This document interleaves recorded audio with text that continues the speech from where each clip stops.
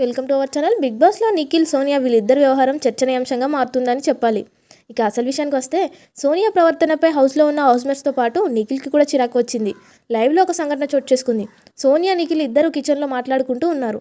ఇక నిఖిల్ అంటున్నాడు, సోనియాని direct elimination చేయండి, ఎందుకంటే ఈమె నా బుర్ర తింటుంది అని చెప్పడంతో సోనియా నిఖిల్ సిల్లిగా చెప్తున్నాడేమో అనుకొని, నేను లేకుండా నువ్వు బ్రతుకుతావా, నేను పోవాలంటే నేను తీసిన తర్వాతనే పోతా అంటూ సరదాగా అంటుంది.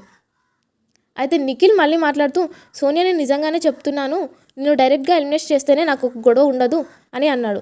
చెప్పిన మాట పదే పదే ఎందుకు చెప్తున్నావు, నీకు ఆల్రెడీ నేను చెప్పాను కదా, నా విషయంలో నువ్వు ఇంటర్ఫేస్ అవ్వకు, నేను నీతో ఉండడం వల్ల, నీతో మాట్లాడడం వల్ల హౌస్లో ఉన్న వాళ్ళందరూ నన్ను తేడాగా చూస్తున్నారు, ఆ చూపు నాకు అస్సలు నచ్చట్లేదు సోనియా, ప్లీజ్ నువ్వు ఎలాంటి సలహాలు ఇవ్వకు నాకు, నా సలహాలు నేను ఎలా తీసుకోవాలో నాకు తెలుసు, నేను బిగ్ బాస్ హౌస్లో వచ్చే ముందు ఎవరి సలహాలు తీసుకోలేదు, కానీ ఫస్ట్ టైం నీ సలహాలు వినాల్సి వచ్చింది, ఇక నుండి నా నుండి కొంచెం దూరంగా ఉండు, నిజంగానే బిగ్ బాస్ని అడుగుతున్నాను, బిగ్ బాస్ ప్లీజ్ సోనియాని డైరెక్ట్గా ఎలిమినేట్ చేయొచ్చు కదా అంటూ మరోసారి అన్నాడు.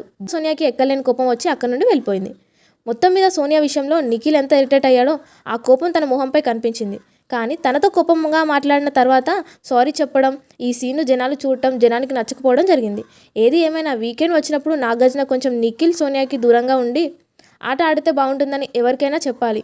మరి మొత్తంగా నిఖిల్కు కూడా చిరాకు వచ్చి సోనియాని డైరెక్ట్ ఎలిమినేషన్ చేయాలనుకోవడం బిగ్ బాస్ లైవ్లో మీరేమంటారు అనేది కామెంట్ చేసి తెలియజేయండి. అన్ని లేటెస్ట్ లైవ్ అప్డేట్స్ కోసం మన ఛానల్ని చూస్తూనే ఉండండి.